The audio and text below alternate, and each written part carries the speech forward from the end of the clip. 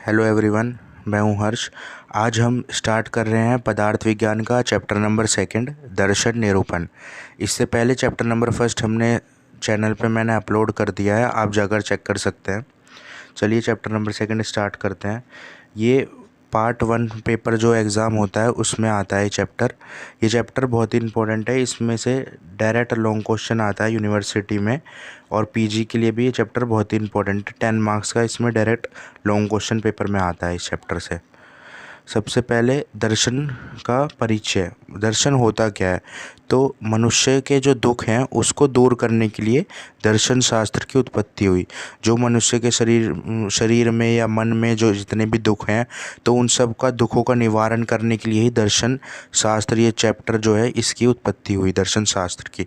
ये चैप्टर सब लोग सोचते हैं चैप्टर बहुत हार्ड है, लेकिन मैं आपको इस चैप्टर को बहुत ईजी करके बताऊंगा। आप देख लेना ये चैप्टर। इस वीडियो को देखने के बाद आपको सारे डाउट इस चैप्टर के लिए सारे क्लियर हो जाएंगे। अब यहाँ पर लिखा हुआ है दुखों का निवारण के लिए भारतीय दर्शन की उत्पत्ति हुई। अब दर्शन जो है यहाँ पर बताया गया है, दर्शन से शास्त्र को पढ़ने से हमें कुछ जो प्रश्न हैं उनका हल निकलता है दर्शन शास्त्र को पढ़ने से। पहला है सृष्टि का स्वरूप क्या है, मतलब सृष्टि क्या है, जो हमारी धरती है, सृष्टि है, जगत है, वो क्या है, सृष्टि की उत्पत्ति कैसे हुई, हमारा जन्म कैसे हुआ, जीवन का लक्ष्य क्या है, हमारे ईश्वर क्या है, ईश्वर होता है या नहीं होता, पदार्थ क्या है, ज्ञान का साधन क्या है। ये जो क्वेश्चन है इन सब का आंसर जो है हमें इस दर्शन चैप्टर से मिल जाता है। इस दर्शन शास्त्र से हमें ये सारी चीज़ों का ज्ञान होता है। अब यहाँ पर दर्शन की परिभाषा लिखी हुई है, जो शास्त्र जीवन को यथार्थ रूप से देखने और समझने का दृष्टिकोण प्रदान करे उसे दर्शन कहते हैं। मतलब कि जिस शास्त्र में हम जीवन को हमें हमारा जीवन को देखने और समझने का, कि हमारा जीवन की उत्पत्ति क्यों हुई, हमारा जन्म क्यों हुआ, ये सब चीज़ें जानने का हमें पता चले, जिस शास्त्र से उसे दर्शन शास्त्र बोला जाता है। कि क्या, हाँ, कि इसमें बताया गया है कि क्या हमारा समाज के प्रति कर्तव्य है, ये सब चीज़ें जिससे जाना जाता है उसे दर्शन कहते हैं। अब यहाँ पर दर्शन की व्युत्पत्ति दी गई है। यहाँ पर दर्श धातु में लेट प्रत्यय लगने से दर्शन शब्द बना है। अब दर्शन का अर्थ है जिसके द्वारा देखा जाए, उसे दर्शन कहते हैं। ये दर्शन के लक्षण है। दर्शन के लक्षण क्या होते हैं? दर्शति यथार्थ तत्व अनेनिति दर्शनम। ये वाले श्लोक दोनों याद करने हैं आपको। दर्शते ही अनेनम इति दर्शनम, अर्थात जो शास्त्र तत्वों को समझने का दृष्टिकोण पैदा करें, जिसके द्वारा हम कुछ देख सकें, उसे दर्शन कहते हैं। सत्य और असत पदार्थ, मैंने चैप्टर नंबर 1 में आपको सत्य और असत पदार्थ के बारे में पूरा अच्छे से क्लियर करा है। तो ये सत्य और असत पदार्थ का जो ज्ञान होता है वो दर्शन शास्त्र के द्वारा ही किया जाता है। अब दर्शनों की संख्या बताई गई है। तो भारतीय दर्शनों की 16 दर्शन बताए गए हैं इसमें। तो ये दर्शन जो है, इसमें 6 दर्शन आस्तिक दर्शन होते हैं, जिनका इस चैप्टर में वर्णन किया गया है। यही इसी से ही लॉन्ग क्वेश्चन बनता है। आस्तिक दर्शनों से मोस्टली लॉन्ग क्वेश्चन इसी से बनता है। और 3 जो है नास्तिक दर्शन होते हैं। अब हम यहाँ पर आस्तिक दर्शन, पहले हम ये देख लेते हैं कि आस्तिक दर्शन क्या होते हैं। आस्तिक दर्शन होते हैं, यहाँ पर टोटल दो दर्शनों का वर्णन किया गया, उसमें से एक नास्तिक और एक आस्तिक दर्शन। आस्तिक दर्शन क्या होता है? जो वेदों को मानते हैं, जो किताबें लिखी गई हैं, वेद ग्रंथ लिखे गए हैं, उनको मानने वाले जो दर्शन होते हैं, तो उन्हें आस्तिक दर्शन बोले जाते हैं। और परलोक को मानने वाले, ईश्वर पर श्रद्धा रखने वाले, भगवान को मानने वाले, इन दर्शनों को आस्तिक दर्शन कहते हैं ना। जो व्यक्ति आस्तिक होता है, भगवान को मानता है, वेदों को मानता है, पुनर्जन्म को, परलोक को मानने वाला, ये जो होता है आस्तिक दर्शन होते हैं। और जो नास्तिक होते हैं वो ईश्वर को नहीं मानते, परलोक को भी नहीं मानते, वेदों को भी नहीं मानते, तो वो नास्तिक दर्शन होते हैं। अब यहाँ पर सबसे पहले आस्तिक दर्शनों का वर्णन किया गया है। ये टेबल बहुत ही ज़्यादा इंपॉर्टेंट है। इसमें आस्तिक ये दर्शन है, इन दर्शनों का वर्णन किया गया है। कई बार ये टेबल ही आ जाती है कि आस्तिक दर्शनों के भेदों का वर्णन करें। तो ये टेबल अगर आपको याद होगी तो पूरा चैप्टर अगर आप नहीं भी पढ़ते हो और ये टेबल याद कर लेते हो तो इससे आप पूरे चैप्टर के से जितने दर्शनों का वर्णन है इसको आसानी से बना कर लिख सकते हो। और पर लेकिन लॉन्ग में आता है तो आपको फिर उसके लिए चैप्टर पढ़ना ज़रूरी है। अब यहाँ पर सांख्य दर्शन, पहला दर्शन जो 6 दर्शन माने हैं आस्तिक दर्शन, उसमें पहला सांख्य है, फिर योग, वैशेषिक, न्याय, पूर्व मीमांसा और उत्तर मीमांसा, ये 6 दर्शन आस्तिक दर्शन होते हैं। अब इसमें सांख्य दर्शन के प्रवर्तक मतलब रचयिता, इन्होंने सांख्य दर्शन किसने बनाया? कपिल मुनि सांख्य दर्शन के प्रवर्तक हैं। और योग दर्शन के पतंजलि, वैशेषिक दर्शन के कणाद मुनि, न्याय दर्शन के गौतम और पूर्व मीमांसा दर्शन के जैमिनी और उत्तर मीमांसा के व्यास मुनि, ये जो है इसके प्रवर्तक हैं। और इन्होंने कौन कौन से सिद्धांत दिए हैं? सत्कार्यवाद, असत्कार्यवाद दिया है सांख्य दर्शन ने। इन्होंने प्रमाण दिया है प्रत्यक्ष अनुमान शब्द, और इन्होंने पर्याय, इसके सांख्य दर्शन को हम निरीश्वर दर्शन भी कहते हैं। अब ये जो चीज़ें हैं ये शायद आपको भी समझ में ना आए, लेकिन जब हम एक एक दर्शनों को अच्छे से समझेंगे तो आपको अच्छे से समझ में आ जाएगी कि सत्कार्यवाद क्या होता है, असत्कार्यवाद क्या होता है, ये प्रमाण क्या होता है। इन प्रमाणों पे अलग से ही चैप्टर पूरे पूरे बने हुए हैं, आपको अच्छे से समझ में आ जाएगा। अब पतंजलि दर्शन ने क्या क्या है, ये 3 प्रमाण दिए हैं। इन्होंने सिद्धांत तो नहीं बताए, इन्होंने 3 प्रमाण दिए हैं। प्रत्यक्ष, अनुमान, शब्द, इन प्रमाणों को ये मानते हैं। और इसके जो पर्याय हैं शेषवर सांख्य और पतंजलि दर्शन। और कणाद मुनि जो हैं ये वैशेषिक दर्शन के प्रवर्तक हैं। इन्होंने असत्कार्यवाद और पीलूपाक का वर्णन किया गया है। और प्रत्यक्ष और अनुमान प्रमाण को ये मानते हैं। और औलुक्य दर्शन इसके पर्याय हैं। ऐसे ही न्याय दर्शन के प्रवर्तक गौतम जी हैं, और इन्होंने जो है ये असत कार्यवाद और पीठरपाक को मानते हैं। ये 4 प्रमाणों को ही मानते हैं और ये इनके पर्याय हैं। ऐसे ही पूर्व मीमांसा के ये इनके सिद्धांत हैं, और ये प्रमाण हैं और ये पर्याय हैं। ऐसे ही उत्तर मीमांसा के भी हैं। अब इसमें से आपको सबसे पहले आ गया है सांख्य दर्शन। अब ये जो हमने टेबल देखी है इसी को हम विस्तार से एक एक दर्शन का वर्णन करेंगे। सबसे पहले सांख्य दर्शन। सांख्य दर्शन को के पर्याय क्या बताए थे? निरीश्वर दर्शन। अभी हमने यहाँ पर टेबल में देखा था निरीश्वर दर्शन। तो सांख्य दर्शन के पर्याय हो गए निरीश्वर दर्शन। और इसके प्रवर्तक मतलब किसने रचे था? कपिल मुनि। कपिल मुनि जो हैं ये सबसे सिद्ध मुनि कहे गए हैं। ये भगवान विष्णु के 5म अवतार भी कहे गए हैं कपिल मुनि। अब इसके बाद इसमें यहाँ पर देखिए प्रकृति और पुरुष के ज्ञान के तत्वों को इन्होंने जो है 24 तत्व माने हैं, 24 संख्या मानी है प्रकृति और पुरुष की, मतलब कि सृष्टि की उत्पत्ति में इन्होंने 24 तत्वों को माना है। अब इसमें यहाँ पर जो जितना मैंने अंडरलाइन कराया बस अगर आप वही पढ़ लोगे तो ये बहुत ही इंपॉर्टेंट चीज़ें हैं। इससे ज़्यादा आपको पेपर में तब भी आपको अगर 10 मार्क्स का क्वेश्चन आता है तो 4 पेज से ज़्यादा आप नहीं लिख पाते उसमें, तो 4 पेज ही लिखने होते हैं आपको। तो उसमें जितना मैंने अंडरलाइन करा गया है वो मोर देन इनफ है। अब इसमें यहाँ पर कपिल मुनि जो हैं, कपिल मुनि को अब मैंने आपको बताया ये प्रवर्तक है, भगवान विष्णु के 5म अवतार माने गए हैं।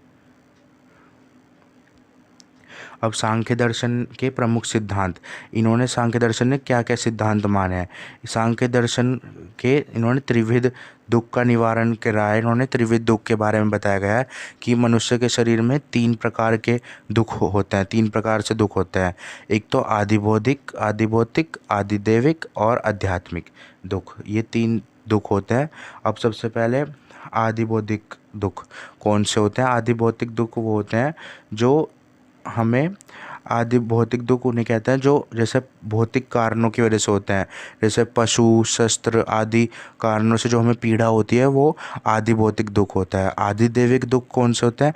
आदि दैविक दुख होते हैं जो दैविक शक्ति, जैसे भगवान के प्रकोप, दैविक शक्तियों की वजह से भूकंप आना, बिजली गिरना, ये सब जो इनसे जो उत्पन्न दुख होते हैं वो आदि दैविक दुख होते हैं। और आध्यात्मिक दुख होते हैं जो अध्यात्म के कारण होते हैं, जैसे कि हमें शारीरिक और मानसिक जो हमारे दुख होते हैं, वात पित्त कफ, ये दोषों की वृद्धि और इन बढ़ने के, इनका बढ़ना और इनके कम होने से जो दुख होते हैं उन्हें हम आध्यात्मिक दुख कहते हैं। ये 3 प्रकार के ये 3 दुख बताए गए जो, तो इनका निवारण मतलब इन्हें ठीक कैसे करें, उनका निवारण इन्होंने सांख्य दर्शन में वर्णन किया है, सांख्य दर्शन ने सिद्धांत दिया है। अब सृष्टि उत्पत्ति कर्म में इन्होंने 25 तत्वों को माना है। सृष्टि उत्पत्ति कर्म में प्रकृति, पुरुष, महत, अहंकार और पंच ज्ञानेंद्रिय, 5 कर्मेंद्रिय और पंच तन्मात्राएं और पंच महाभूत, इन्होंने ये 25 तत्व माने हैं। इन्होंने इन 25 तत्वों को 4 भागों में विभाजित किया गया है। अभी 4 भागों के लिए एक टेबल है, ये आपको पढ़नी है। ये टेबल बहुत ही ज़्यादा इम्पोर्टेंट है। ये आ जाता है सीधा कि सांख्य दर्शन के अनुसार तत्वों का वर्णन करें। तो इसमें केवल प्रकृति में केवल अव्यक्त होता है, एक तत्व प्रकृति माना जा गया है। और केवल विकृति में जो हमारी 5 ज्ञानेंद्रिय, 5 कर्मेंद्रिय और एक मन, एकादश इंद्रिय और पंच महाभूत होते हैं। ये टोटल हमारे 16 तत्व होते हैं। और जो हमारे प्रकृति विकृति में, इसमें 7 तत्व माने हैं, महत, अहंकार और पंच तन्मात्रा है। ना प्रकृति ना विकृति में केवल पुरुष को माना गया है। ये एमसीक्यू में भी आ जाता है कि सांख्य दर्शन के तत्वों की संख्या कितनी है, तो उसमें आपको 25 लिखना है। और अगर आ गया केवल विकृति में क्या माना गया है, तो इन्होंने अव्यक्त माना है। ना विकृति ना प्रकृति ना विकृति में क्या माना है, तो पुरुष माना है। ऐसे ही अब इसके आगे इन्होंने ये सृष्टि उत्पत्ति कर्म बताया है। सांख्य दर्शन के अनुसार ये सृष्टि उत्पत्ति कर्म का वर्णन किया गया है। ये सृष्टि उत्पत्ति कर्म आपको हर चैप्टर में, हर उसमें मिल जाएगा। अष्टांग हृदय में भी ये सृष्टि उत्पत्ति कर्म का वर्णन किया गया है और क्रिया शरीर में भी सृष्टि उत्पत्ति कर्म का वर्णन किया गया है। सृष्टि उत्पत्ति कर्म में क्या है, इन्होंने सबसे पहले प्रकृति और पुरुष को माना गया है। प्रकृति पुरुष से क्या बनता है, महत मतलब बुद्धि, महत मतलब बुद्धि होता है। फिर अहंकार, अहंकार जो होता है 3 प्रकार का होता है, सात्विक, राजसिक, तामसिक, ये 3 प्रकार का अहंकार होता है। अब सात्विक और राजसिक अहंकार जो होता है, इससे किसकी उत्पत्ति होती है, एकादश इंद्रिय है, मतलब 5 जो हमारी ज्ञानेंद्रिय होती है, 5 कर्मेंद्रिय होती है और एक मन, इनकी उत्पत्ति होती है। और जो तामसिक और राजसिक अहंकार से क्या होती है, पंच तन्मात्रा है, और पंच तन्मात्रा से पंच महाभूत। अब देखिए क्वेश्चन ये भी आ जाता है पेपर में कई बार कि पंच महाभूत, आप बताइए कि पंच महाभूत की उत्पत्ति कैसे हुई।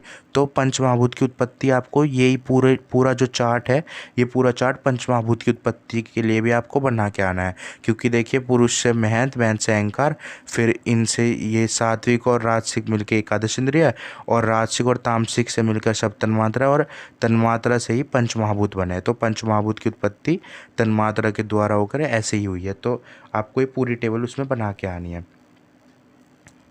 अब इसके बाद इन्होंने प्रकृति और पुरुष के बीच में कुछ डिफरेंस बताया है। तो इसमें आपको सिर्फ 3 पॉइंट याद करना है। प्रकृति एक होती है और पुरुष अनेक होते हैं। प्रकृति त्रिगुणात्मक होती है, त्रिगुण होते हैं प्रकृति में, और पुरुष जो होते हैं इसमें त्रिगुण नहीं होते हैं। ऐसी प्रकृति में चेतनता नहीं होती, चेतनता नहीं होती है, और जो पुरुष है वो उसमें चेतनता मतलब आत्मा युक्त होते हैं।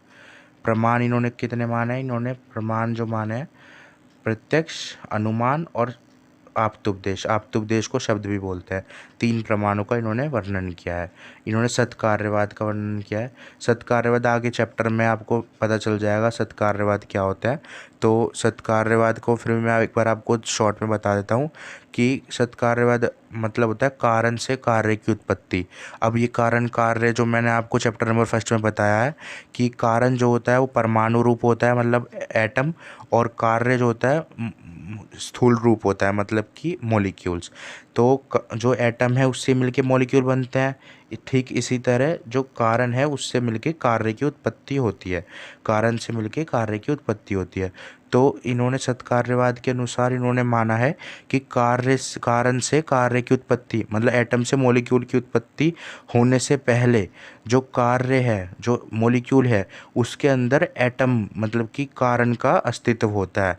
ये एटम मॉलिक्यूल आपको पेपर में नहीं लिखना है, ये सिर्फ मैं आपको केवल एग्जाम्पल के लिए बता रहा हूँ कि कारण से कार्य की उत्पत्ति से पूर्व कारण का जो अस्तित्व होता है वो कार्य में रहता है, इसीलिए इन्होंने सत्कार्यवाद को माना है। सत्कार्यवाद यही होता है।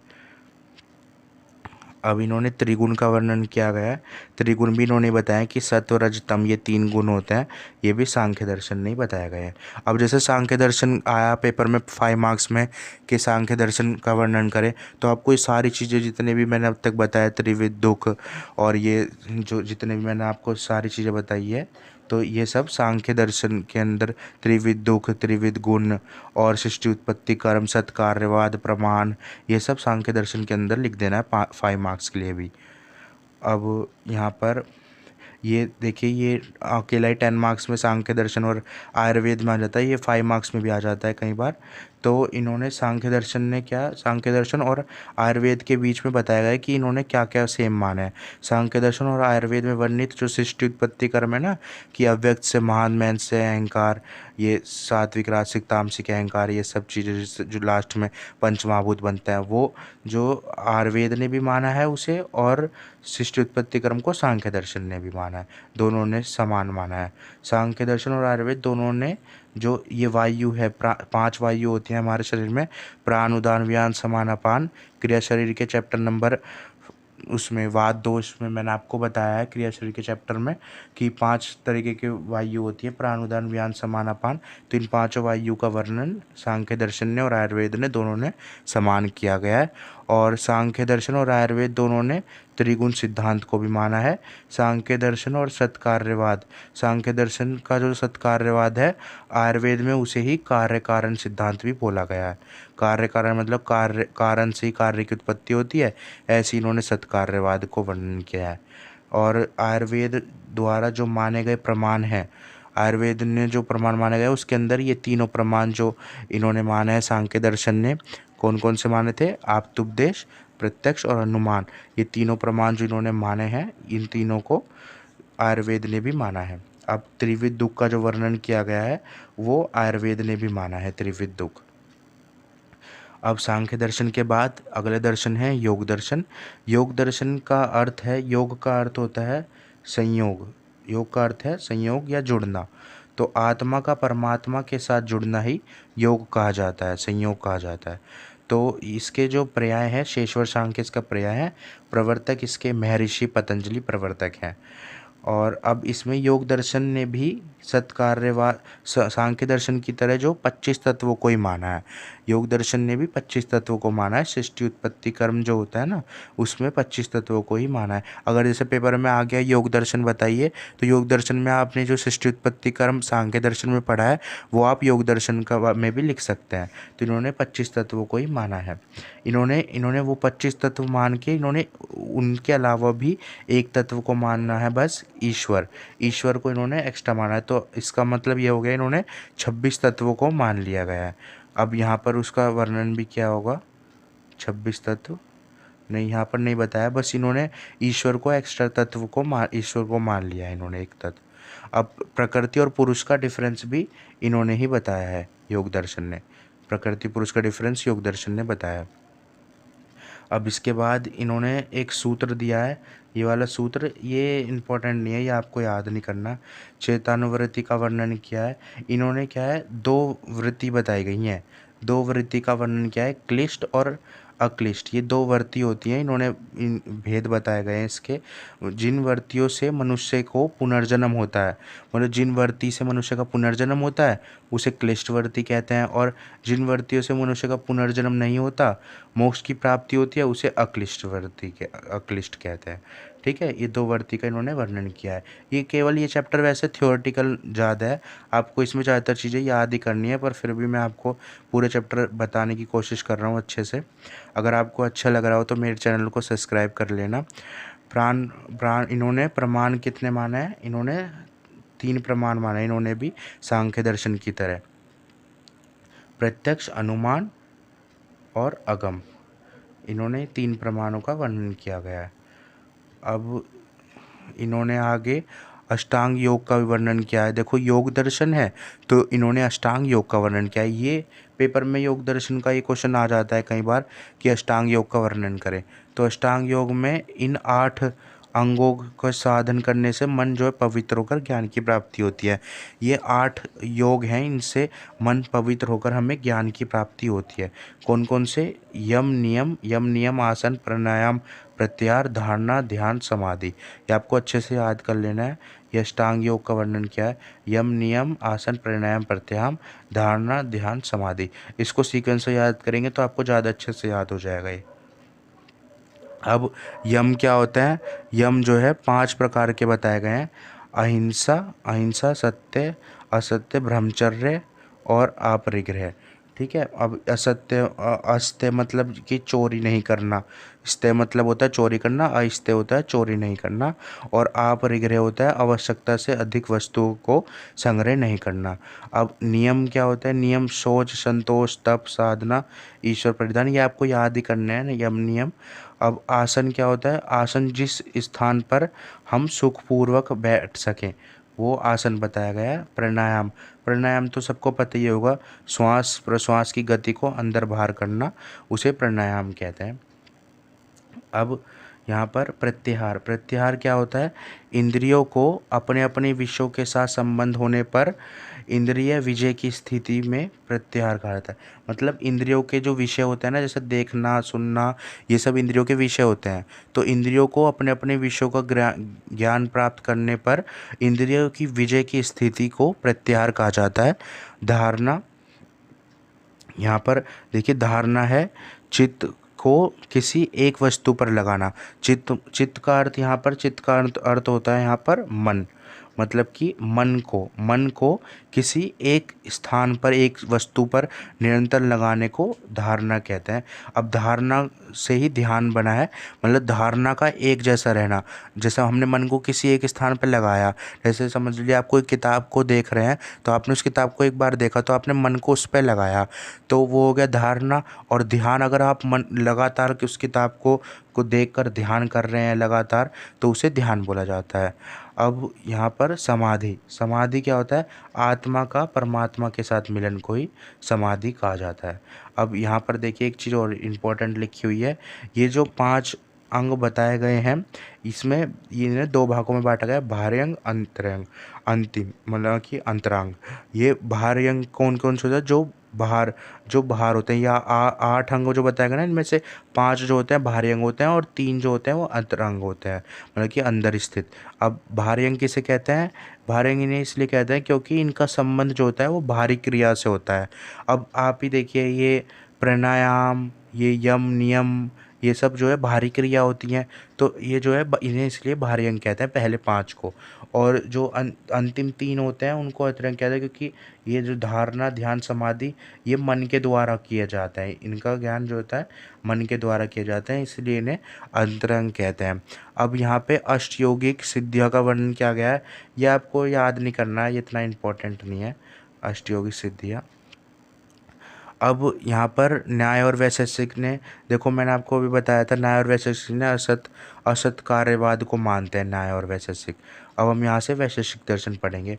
उससे पहले एक पॉइंट और है, आयुर्वेद और में व्याधि की चिकित्सा जो है प्राणायाम से की जाती है, तो इसलिए योग दर्शन ने जो प्राणायाम बताया वो आयुर्वेद में भी माना गया है उसे।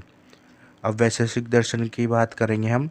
वैशेषिक दर्शन ने दुख का कारण किसे माना है? मिथ्या ज्ञान, मतलब कि अनुचित जो ज्ञान होता है, बिना सोच समझ के जो ज्ञान करते हैं हम, जैसे कि किसी ने कुछ देखा है नहीं और बोलने लग जाते हैं कि ये इसने करा, ये उसने करा, तो ये जो होता है मिथ्या ज्ञान होता है, बिना सोच समझ कर किया गया ज्ञान मिथ्या ज्ञान किया जाता है। तो मिथ्या ज्ञान को बताया इन्होंने। जो दुख होते हैं, जितने भी देखो किसी को अगर दुख मिलता है तो वो मिथ्या ज्ञान की वजह से मिलते हैं। जैसे बिना सोच समझ के कोई कार्य करता है तो बाद में उसे दुख मिलते हैं। तो यही बात इन्होंने वैशेषिक दर्शन ने बताई है। प्रकृति को मुख्य विषय माना है इन्होंने। अब इनका जो पर्याय है वो है औलुक्य दर्शन और कनाद दर्शन, इनके पर्याय हैं। और प्रवर्तक कनाद मुनि इनके प्रवर्तक है। किसने रचा है? कनाद मुनि ने। तो इसमें ये इम्पोर्टेंट नहीं है इतना। इन्होंने फिर इसके बाद इन्होंने प्रमाण की वर्णन किया गया है। इन्होंने दो प्रमाणों का माना है, प्रत्यक्ष और अनुमान। इन्होंने ये 2 प्रमाण माने हैं, प्रत्यक्ष और अनुमान। अब यहाँ पर ये देखिए षड पदार्थ का इन्होंने वर्णन किया है। आप देखते होंगे वैशेषिक दर्शन के अनुसार 6 षड पदार्थ अलग होते हैं और चरक संहिता के अनुसार षड पदार्थ अलग होते हैं। तो इन्होंने षड पदार्थों की कर्म अलग माना है। द्रव्य गुण कर्म सामान्य विशेष समवाय, ये वैशेषिक दर्शन ने माना गया है। और चरक संहिता ने क्या माना था? सामान्य गुण कर्म और द्रव्य कर्म समवाय, ये जो है आचार्य चरक ने माना है। अब यहाँ पर ये देखिए वैशेषिक दर्शन ने प्रवर्तक कौन थे? कणादुनी। इन्होंने अभाव पदार्थ को नहीं माना, नहीं माना। अभाव पदार्थ को किसने माना था? मैंने आपको पदार्थ चैप्टर के फर्स्ट में बताया था, न्याय दर्शन जो थे उन्होंने माना था अभाव को। अब इसके बाद इन्होंने कारण द्रव्य जो होते हैं ना, 9 कारण द्रव्य, चरक संहिता के चैप्टर नंबर फर्स्ट में बताया आपको अच्छे से। 9 कारण द्रव्य जो होते हैं, आकाश वायु अग्नि जल पृथ्वी आत्मा मन काल दिशा, तो इनका वर्णन भी वैशेषिक दर्शन ने ही किया है।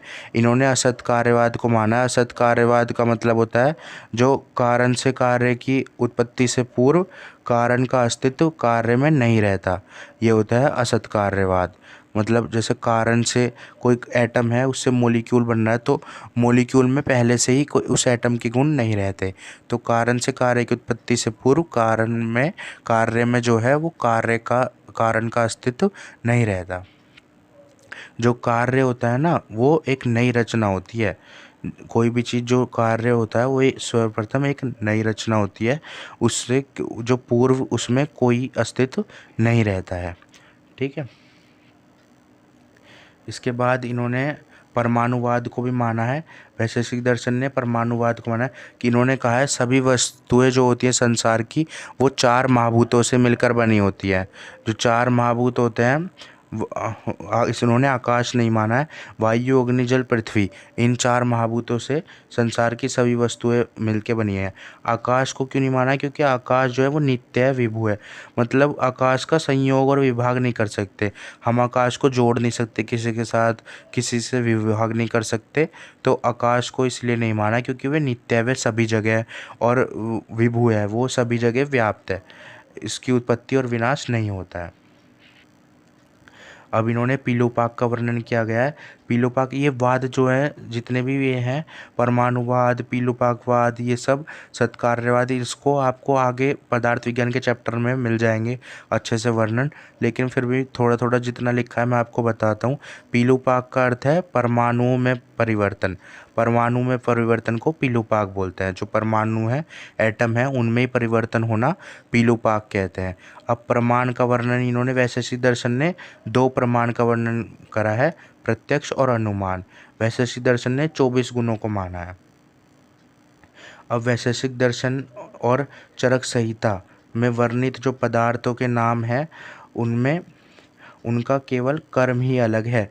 बस देखो, मैंने भी आपको इससे पहले बता दिया, चरक और वैशेषिक दर्शन जो है उन्होंने दोनों ने पदार्थ तो सेम माना है, लेकिन बस उनमें के जो कर्म है आगे पीछे लगा दिया है उन्होंने। वैशेषिक दर्शन ने भी और आयुर्वेद ने भी, दोनों ने जो 9 कारण द्रव्य को माना है। अब इसके बाद वैशेषिक दर्शन ने 24 गुणों में आयुर्वेद के 20 गुणों का वर्णन है। जो आयुर्वेद के 20 गुण है उसमें वैशेषिक दर्शन ने 24 गुण दिया है, उनका वर्णन किया गया है। अब वैशेषिक दर्शन में माने गए प्रत्यक्ष और अनुमान जो प्रमाण है, वो आयुर्वेद भी मानता है उन्हें। इसके बाद न्याय दर्शन का वर्णन किया गया है। न्याय दर्शन का वर्णन किया गया है, ये न्याय दर्शन है। तो न्याय शब्द कैसे बना? न्याय शब्द बना है, न्याय शब्द का अर्थ होता है उचित या अनुचित का ज्ञान। मतलब ये सही है या नहीं, तो वो न्याय बोला जाता है। महर्षि गौतम ने संपूर्ण विश्व के दुखों को निवारण करने के लिए इस दर्शन की रचना की। जो महर्षि गौतम है, उन्होंने जितने भी संसार के दुख हैं, तो उनको दूर करने के लिए इस ग्रंथ को बनाया है। जो दुखों का कारण क्या बताया था अभी पीछे? मिथ्या ज्ञान बताया था, अनुचित ज्ञान। तो अनुचित ज्ञान को ही दूर करने के लिए इस शास्त्र की उत्पत्ति हुई। अब यहाँ पर इस दर्शन में आरंभवाद को ही मानते हैं। आरंभवाद को हम असत कार्यवाद भी कहते हैं। तो आरंभवाद के अनुसार संसार के सभी परमाणु से मिलकर चीज़ें बनती है। एक परमाणु दूसरे परमाणु के साथ संयोग होने पर द्वैनुक बनता है, द्वैनुक से त्रिनुक, ऐसे ही संसार की उत्पत्ति। मतलब वही बात है, एक एटम दूसरे एटम से मिलेगा, फिर दूसरा एटम तीसरे एटम से मिलेगा, ऐसे ही मिल के मॉलिक्यूल बनते हैं, फिर एक मॉलिक्यूल से एक ऑब्जेक्ट की उत्पत्ति होती है। ऐसे ही इसी तरह ही इन्होंने चीज़ें बताई है। सभी संसार की सभी वस्तुओं की उत्पत्ति इन्होंने ऐसे ही परमाणु के संयोग होने पर ही बताई है। अब इन्होंने जो है इन्होंने न्याय सूत्र में इनके टोटल 5 अध्याय का वर्णन किया गया है। अब इन्होंने 16 सत पदार्थों को माना है। अब इसमें आपको ये वाले पदार्थों की संख्या ये सब याद नहीं करनी है, आपको केवल ये नाम याद करना है कि इन्होंने कितने पदार्थ माने गए हैं। 16 पदार्थ इन्होंने वर्णन किया गया है। इसके बाद इन्होंने परमाणुओं का वर्णन, इन्होंने 4 प्रमाण माने हैं: प्रत्यक्ष, अनुमान, उपमान और शब्द मतलब आप्तोपदेश। ये 4 प्रमाणों को माना है इन्होंने। अब सिद्धांतों का वर्णन भी इन्होंने ही करा है। सिद्धांत इन्होंने 4 सिद्धांत माने हैं: सर्वतंत्र, प्रतितंत्र, अधिकरण, अभ्युगम। इन सिद्धांतों को मैंने बहुत ही अच्छे से चैप्टर नंबर 1 में आपको बताया, और ये सिद्धांत बहुत ही इंपॉर्टेंट है। इससे डायरेक्ट लॉन्ग क्वेश्चन आता है पेपर में 10 मार्क्स का।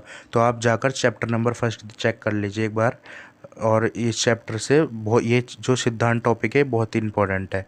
इन्होंने फिर असत कार्यवाद को भी माना है। असत कार्यवाद वही होता है जो परमाणु कारण से कार्य की उत्पत्ति होने से पूर्व जो कारण है उसका अस्तित्व कार्य में नहीं रहता। मतलब जो एटम है, वो जो मॉलिक्यूल है वो एक नई रचना है, हमेशा उसके अंदर एटम नहीं रहते। तो ये असत कार्यवाद है। ये एटम मॉलिक्यूल वाला मैं केवल एग्जांपल दे रहा हूँ, इसे पेपर में मत लिखना। पेपर में तो केवल आपको डेफिनेशन लिखनी है। अब पीटर पाक का इन्होंने वर्णन किया है। पीटर पाक मतलब स्थूल रूप में परिवर्तन। पीटर पाक का मतलब होता है स्थूल रूप में परिवर्तन, मतलब मॉलिक्यूल में परिवर्तन, एटम में नहीं, मॉलिक्यूल में परिवर्तन। तो स्थूल रूप में परिवर्तन को ही पीटर पाक कहा जाता है। अब न्याय और आयुर्वेद का वर्णन किया गया है, मतलब कैसे कैसे दोनों में समानता या अलग अलग है। न्याय और चरक संहिता के ने जो सिद्धांत माने हैं ना, ये सर्वतंत्र, प्रतितंत्र, अधिकरण, ये 4 सिद्धांत के जो भेद माने गए हैं वो दोनों ने समान माने हैं। अब न्याय दर्शन द्वारा माने गए जो प्रमाण हैं, प्रत्यक्ष, अनुमान, उपमान, शब्द, ये प्रमाण को जो है ये भी माने गए हैं आयुर्वेद में, आयुर्वेद ने भी माने हैं। अब न्याय दर्शन ने क्या है, ये वाला इंपॉर्टेंट नहीं है टॉपिक, ये आपको नहीं पढ़ना है। अब इसके बाद पूर्व मीमांस, आपको मेनली इन्हीं दर्शनों से क्वेश्चन आते थे ज़्यादातर, जो अब तक मैंने बताया। ये पूर्व मीमांस उत्तर मीमांस से मुश्किल ही क्वेश्चन आता है, पर कभी कभार जैसे पेपर में दे सकते हैं क्वेश्चन। पूर्व मीमांस क्या होता है? पूर्व मीमांस में यज्ञ के द्वारा जो ज्ञान होता है उसे पूर्व मीमांस कहते हैं। अब मीमांस दर्शन 2 तरीके का होता है। इसे पूर्व मीमांस के पर्याय हैं कर्म मीमांस, कर्म मीमांस भी कहते हैं, और सर इसे मीमांस दर्शन भी कहते हैं। मनुष्य के कर्तव्य की व्याख्या करने का उपदेश इसमें दिया गया है। इसके प्रवर्तक कौन थे? जैमिनी मुनि। अब यहाँ पर ये देखिए, मीमांस शब्द का अर्थ है किसी वस्तु के स्वरूप का यथार्थ ज्ञान, मतलब कोई वस्तु का ज्ञान प्राप्त करने को ही मीमांस दर्शन कहते हैं, मीमांस कहते हैं। अब वेदों के 2 भाग किए गए, जो वेद होते हैं हमारे उनके 2 भाग किए गए, कर्म कांड, ज्ञान कांड। तो कर्म कांड जो होता है उसमें कर्म मीमांस लिखी गई, और जिसे पूर्व मीमांस का नाम भी जिसे जाना जाता है, जो भी हम पढ़ रहे हैं। और जो ज्ञान कांड है उससे ज्ञान मीमांस की गई, जिसे वेदांत दर्शन के नाम से भी जाना जाता है। ठीक है।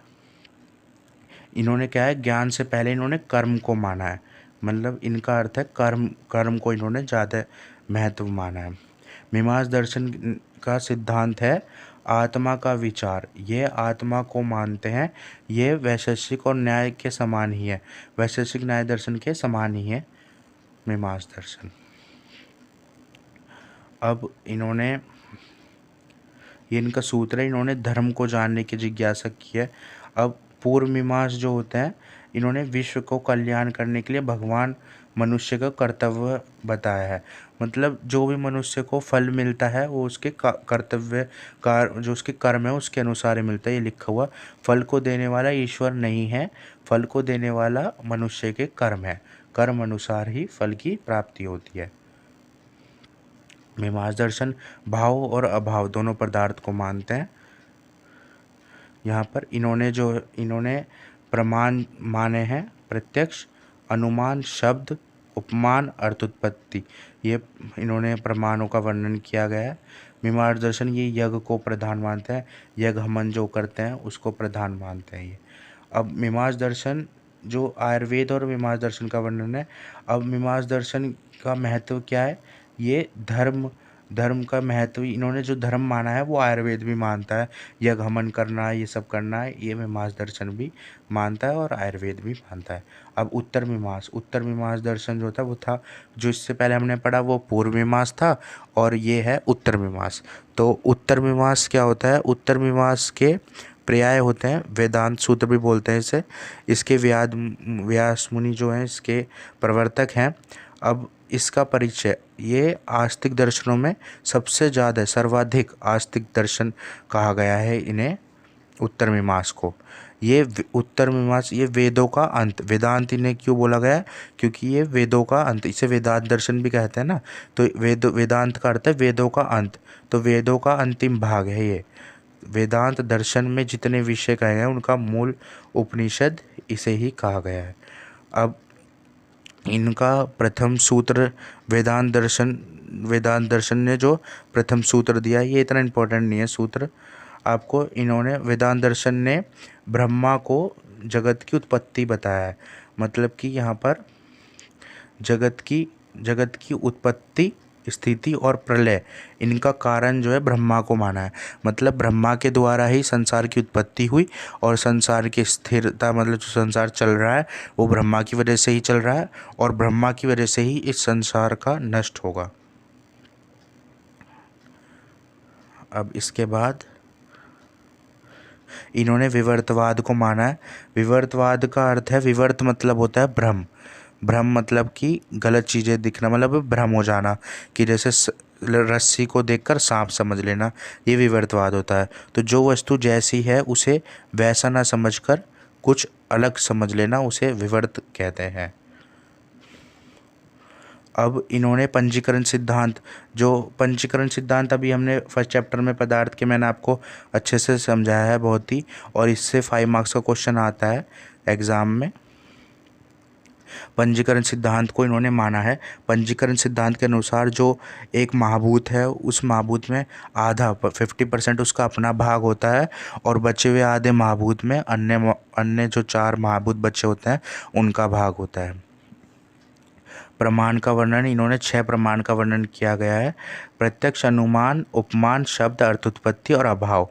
वेदांत दर्शन ने 6 प्रमाण जो माने हैं उसमें 4 प्रमाण आयुर्वेद ने भी माने हैं। पंजीकरण सिद्धांत का वर्णन भी आयुर्वेद ने किया है। अब ये तो हो गए थे आस्तिक दर्शन, इसके बाद ये नास्तिक दर्शन है। अब थोड़ा ही बचा है चैप्टर, थोड़ी देर में कंप्लीट हो जाएगा। ये नास्तिक दर्शन जो है वेदों को नहीं मानते। नास्तिक दर्शन परलोक को भी नहीं मानते, ईश्वर पर श्रद्धा नहीं रखते। दर्शनों को नास्तिक दर्शन कहते हैं, मतलब कि जो ये ईश्वर को नहीं मानते, वेदों को नहीं मानते, परलोक को नहीं मानते, भगवान को नहीं मानते, तो वो नास्तिक होता है, तो इसलिए उन्हें नास्तिक दर्शन कहते हैं। बस ये 3 ही बताए गए हैं, चार्वाक, बौद्ध और जैन दर्शन, 3 दर्शन बताए गए हैं। सबसे पहले चार्वाक दर्शन, केवल प्रत्यक्ष को ही मानते हैं ये। चार्वाक दर्शन बृहस्पति जो है इसके प्रवर्तक हैं, चार्वाक दर्शन के केवल प्रत्यक्ष को मानते हैं। अब देखो ये जैसे उसमें आस्तिक दर्शन में टेबल थी, ऐसे ही यहाँ पर नास्तिक दर्शन में टेबल दी गई है। अगर ये टेबल याद कर लोगे आप तो मोस्टली आप लिख सकते हो इनके बारे में। तो चार्वाक दर्शन के प्रवर्तक कौन है, बृहस्पति। और ऐसे बौद्ध दर्शन के गौतम बुद्ध, जैन के वर्धमान महावीर। अब इन्होंने कौन कौन से सिद्धांत माने हैं, इन्होंने स्वभाववाद को माना है। जो बौद्ध हैं इन्होंने वो शनवंगुरवाद को माना है। जैन दर्शन ने अनेकांतवाद को माना है। प्रमाण प्रत्यक्ष अनुमान, इन्होंने प्रत्यक्ष अनुमान को माना है। जो चार्वाक दर्शन है इन्होंने खाली प्रत्यक्ष को माना है, बाकी दोनों ने प्रत्यक्ष और अनुमान को माना है। और इनके पर्याय जो हैं, जो चार्वाक दर्शन है इसके पर्याय है बृहस्पति दर्शन। अब चार्वाक दर्शन हम पढ़ रहे थे, चार्वाक दर्शन के पर्याय क्या थे, बृहस्पति दर्शन, प्रवर्तक बृहस्पति थे। ये केवल प्रत्यक्ष को ही मानते हैं। अब इनका वर्णन है चार्वाक दर्शन एक नास्तिक दर्शन है। अब ये जो है सुखवाद को मानते हैं। जब तक जिए इनका इनका कहना है, ये भगवान को तो मानते नहीं, नास्तिक होते हैं, तो इनका कहना है जब तक जिए खुश, मतलब जब तक जिए सुख से जिए। अपने पास धन ना हो तो दूसरों के धन लेकर घृत पीना चाहिए। मतलब घृत पीना चाहिए का मतलब ये नहीं कि घी पीना चाहिए, इसका अर्थ है मतलब दूसरों से धन ले लेकर मज़े से ज़िंदगी जिए, किसी से मतलब परेशान ना होए। क्योंकि इन्होंने जो माना है, इन्होंने कहा है कि जो सांसारिक सुख जो है, मतलब जो हम संसार में सुख भोग रहे हैं, उसी को इन्होंने स्वर्ग बताया है, और जो संसार में अगर कोई व्यक्ति दुख भोग रहा है तो उसी को इन्होंने नरक बताया है। अब इन्होंने प्रमाण का वर्णन, इन्होंने केवल प्रत्यक्ष को माना है। जब इन्होंने केवल प्रत्यक्ष को माना, मतलब प्रत्यक्ष मतलब जो चीज़ें हम देख रहे हैं सामने, तो इन्होंने जो संसार हम जी रहे हैं तो इसलिए इन्होंने वर्णन किया है। अगर संसार में हम खुश हैं तो स्वर्ग है, और संसार में हम दुखी हैं, जैसे परेशान है, तो इन्होंने नरक बताया गया है। चार्वाक दर्शन ने चार महाभूतों को स्वीकार करा है। चार्वाक दर्शन ने चार महाभूत बताया। इन्होंने आकाश को नहीं माना है, क्योंकि आकाश जो है उसको हम अनुभव नहीं कर सकते, आकाश को हम देखा नहीं जा सकता या उसका अनुभव नहीं किया जा सकता। इन्होंने स्वभाववाद को माना है। स्वभाववाद का वर्णन वाद चैप्टर में अच्छे से किया गया है। ये बाद में आपको पार्ट सेकंड जो पेपर होता है उसमें अच्छे से आपको बताया जाएगा। स्वभाववाद का वर्णन, अग्नि, जैसे अग्नि में उष्णता, अग्नि में जो गर्मी होती है वो स्वभाव से होती है, उसका स्वभाव भी ऐसा है। ऐसी जल में जो शीतलता होती है वो भी स्वभाव के कारण ही होती है। चार्वाक दर्शन, चार्वाक दर्शन जो है, ये चार्वाक दर्शन में आस्तिक आस्तिक को नहीं मानते। ये चार्वाक दर्शन ईश्वर के अस्तित्व को नहीं मानते हैं, ईश्वर को नहीं मानते। मैंने आपको बता ही दिया ईश्वर, क्योंकि ईश्वर को प्रत्यक्ष देखा नहीं जा सकता, इसलिए ये ईश्वर को नहीं मानते हैं। चार्वाक दर्शन और मोक्ष, चार्वाक दर्शन का कथन है, जो देखो अभी मैंने जो चीज़ आपको बताई, चार्वाक दर्शन संसारिक सुखों को स्वर्ग मानते हैं और जो संसारिक दुख है उसको नरक मानते हैं। जितना जितना मैंने अंडरलाइन करा गया है ये बहुत है, आपको बस इतना ही पढ़ना है पेपर में। चार्वाक दर्शन और आयुर्वेद दोनों प्रत्यक्ष प्रमाण को मानते हैं। अब यहाँ पर ये देखिए, ये आयुर्वेद और चार्वाक दर्शन में जो सामान्यता है तो उसको वर्णन किया गया है। तो चार्वाक दर्शन और वो दोनों प्रत्यक्ष को मानते हैं, और लेकिन जो चार्वाक दर्शन है वो प्रत्यक्ष से अलग किसी और को नहीं मानते हैं। चार्वाक दर्शन ने जो चार महाभूत बताया, उसमें जो आयुर्वेद जो पांच महाभूतों को मानता है वो उसमें वर्णित है, चारों महाभूत भी। आयुर्वेद में जो स्वभाववाद है उसको चार्वाक दर्शन ने भी वर्णन किया है। अब इसके बाद बौद्ध दर्शन, बौद्ध दर्शन के प्रवर्तक गौतम बुद्ध है। अब बौद्ध दर्शन जो है नास्तिक दर्शनों की श्रेणी में रखा गया है। बौद्ध दर्शन को भी इन्होंने, बौद्ध दर्शन ने क्षणभंगुरवाद को माना है। क्षणभंगुरवाद का अर्थ है वस्तुओं का निरंतर नाश होता रहता है, मतलब वस्तु में निरंतर परिवर्तन होता रहता है। कोई भी वस्तु एक क्षण से, मतलब एक सेकंड से अधिक स्थिर नहीं रहती। इसका द्रव्य, इसका कारण, इसका मतलब ये है कि जैसे कि वस्तुओं की उत्पत्ति एक क्षण, एक में सेकंड वस्तु की उत्पत्ति हुई, एक सेकंड रुकी और फिर अगले ही सेकंड वस्तु नष्ट हो गई। तो इन्होंने क्षणभंगुरवाद को माना है। एक एक के नष्ट होने से दूसरे की उत्पत्ति होती है, ऐसे इन्होंने बोला है। बौद्ध दर्शन के अनुसार आत्मा नित्य वस्तु नहीं है, वह अन्य वस्तुओं की तरह हर क्षण नष्ट होती रहती है। इन्होंने कहा है कि आत्मा नित्य नहीं है कि वो सभी जगह जाती रहती है, इन्होंने यही बोल दिया है कि आत्मा भी नष्ट हो जाती है, लेकिन ऐसा नहीं होता क्योंकि ये नास्तिक हैं, इसलिए इन्होंने ऐसा बोला है। दुख विनाश का मार्ग, इन्होंने 8 मार्ग बताए हैं दुख विनाश के। ये केवल आपको बस याद रखना है कितने मान हैं, ये पढ़ने की ज़रूरत नहीं है। अब इसके बाद इन्होंने प्रमाण का वर्णन, 2 प्रमाण माना है, प्रत्यक्ष और अनुमान, 2 प्रमाण का वर्णन किया है। अब लास्ट दर्शन नास्तिक दर्शनों में लास्ट दर्शन है जैन। जैन दर्शन के प्रवर्तक वर्धमान महावीर, इन्होंने भगवान महावीर जो हैं धर्म के 24वें और अंतिमवें तीर्थकार है, 24वें और अंतिमवें तीर्थकार है। अब इन्होंने क्या क्या माना है, चलिए देखते हैं। जो जैन होते हैं ना, आपने देखे होंगे कई बार जो जैन धर्म के होते हैं तो वो दो होते हैं, दिगंबर और श्वेतांबर। दिगंबर जो होते हैं, साधु जो होते हैं, दिगंबर वो नग्न रहते हैं, मतलब वस्त्र नहीं पहनते। और जो श्वेतांबर होते हैं वो श्वेत वस्त्र, सफ़ेद वस्त्रों का धारण करते हैं। अब ऐसे ही इन्होंने, जैन दर्शन ने सात तत्वों को माना है।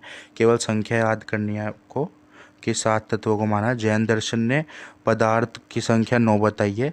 बाकी सब ने पदार्थ को कितना माना है, 6 पदार्थ माना है, और द्रव्य को 9 माना है। अब इन्होंने उल्टा माना है, इन्होंने पदार्थ को 9 माना है और द्रव्य को 6 माना है। केवल आपको ये संख्या याद करनी है, ये याद करने की ज़रूरत नहीं है। अब इसके बाद इन्होंने ये चैतन्य, आवश्यक गुण, स्वरूप, इन्होंने दुख, सुख दुख, इच्छा, ये सब ये मानते नहीं, क्योंकि ये नास्तिक दर्शन है। तो ये इन सबको नहीं मानते। ये सांसारिक, जो संसार में जो हम सुख भोग रहे हैं तो उसी को ही स्वर्ग मानते हैं, और जो दुख भोग रहे हैं तो उसी को नरक मानते हैं ये। और इन्होंने प्रमाण का जो वर्णन किया गया है, इन्होंने भी 2 प्रमाण माने हैं, प्रत्यक्ष और अनुमान। ये 2 प्रमाणों का इन्होंने वर्णन किया गया है। अब यहाँ पर ये लिखा हुआ है आयुर्वेद एक स्वतंत्र दर्शन। ये केवल आपको रीड करना है, ये पेपर में इतना इम्पोर्टेंट नहीं होता है, ये केवल आपको रीड करना है। जिस दर्शन में पदार्थ का वर्णन किया गया है, आयुर्वेद ने भी 6 पदार्थ का, जैसे दर्शनों में पदार्थों का वर्णन किया गया है, ऐसे आयुर्वेद में भी पदार्थ का वर्णन किया गया है। दर्शन की तरह ही आयुर्वेद में भी सिद्धांतों का वर्णन किया गया है। 4 सिद्धांत का जो मैंने बताए थे। आयुर्वेद ने भी जो सृष्टि उत्पत्ति कर्म का वर्णन किया है, ऐसे ही दर्शनों ने भी सृष्टि उत्पत्ति कर्म का वर्णन किया गया है। इसी के साथ ये चैप्टर ख़त्म हो गया है। अब ये कुछ इम्पोर्टेंट क्वेश्चन हैं जो आपको पता होने चाहिए पेपर के लिए। सबसे पहला है दर्शन, दर्शन शब्द की व्युत्पत्ति लिखें। अगला है दर्शन के लक्षण, आस्तिक और नास्तिक दर्शन जो मैंने आपको बताए हैं, और उनके भेद भी इसमें बताए गए हैं, वो सब आपको लिखना है। मतलब वो जो 2 टेबल मैंने आपको बताई थी, वो दोनों टेबल पूरी इसमें लिखनी है। पहले आस्तिक दर्शन एक्सप्लेन कर देना, फिर टेबल बना देना उसकी, और उसके बाद नास्तिक दर्शन एक्सप्लेन करके उसकी टेबल बना देना। फिर सांख्य दर्शन का वर्णन, देखो आगे ना क्वेश्चन अलग से भी एक दर्शन का आता है, तो उसमें केवल टेबल काम नहीं आती, आपको अच्छे से भी पढ़ना है अलग से। अब नास्तिक दर्शनों का विस्तार से वर्णन, देखो ये 10 मार्क्स का क्वेश्चन आएगा। आस्तिक जो दर्शन है, आस्तिक का भी और नास्तिक का भी, इनका विस्तार से वर्णन 10 मार्क्स में आ जाता है कई बार पेपर में। और विभिन्न दर्शनों के सिद्धांतों का, मतलब कि अलग अलग दर्शन ने जो सिद्धांत माने हैं उनका वर्णन कीजिए। दर्शनों और आयुर्वेद का महत्व लिखें। तो जितना भी मैंने बताया था ना कि आयुर्वेद ने ये माना है, ये माना है, तो वो दोनों का कंपैरिजन इसी क्वेश्चन में मिलेगा। दर्शन और आयुर्वेद का जो महत्व है वो लिखें। अब यहाँ पर आयुर्वेद को एक स्वतंत्र दर्शन के रूप में प्रस्थापित करें। आयुर्वेद एक स्वतंत्र दर्शन है या नहीं है, क्योंकि आयुर्वेद भी दर्शनों की तरह ही चीज़ें मानता है। और यहाँ पर दर्शन, आयुर्वेद में दर्शनों के पदार्थ का मतलब अध्ययन करते हुए प्रतिसंस्कृता को प्रत्यंग को स्पष्ट करें। अब ये जो है क्वेश्चन है, ये आपको, ये इंपॉर्टेंट क्वेश्चन है, ये एक बार आप देख लेना सारे। तो दोस्तों ये चैप्टर यहीं पर ख़त्म हो गया है। इसके बाद हम 3rd चैप्टर स्टार्ट करेंगे पदार्थ विज्ञान का।